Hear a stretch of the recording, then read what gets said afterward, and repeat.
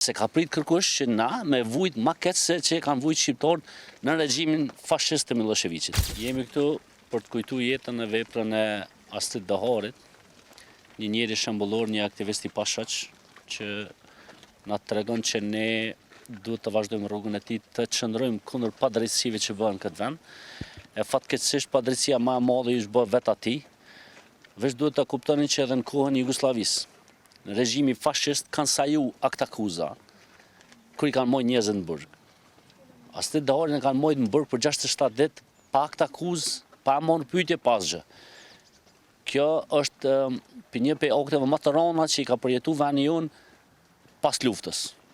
Pra, ju e dini që lufta, betejë më e madhe e popullit tonë është bërë për liri dhe drejtësi.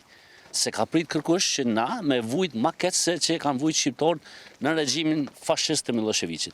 Kjo ka ndodhur në rastin Astrid Daharit, edhe unë mendoj që bashkë me kryeministrin Axhan Ahmet Xhemile, me Ortën, me krejt bëjmë thirrje që të ketë drejtësi në këtë vend për shkak se njerëzit kanë vdek, kanë ra për me pas drejtësi kjo republikë.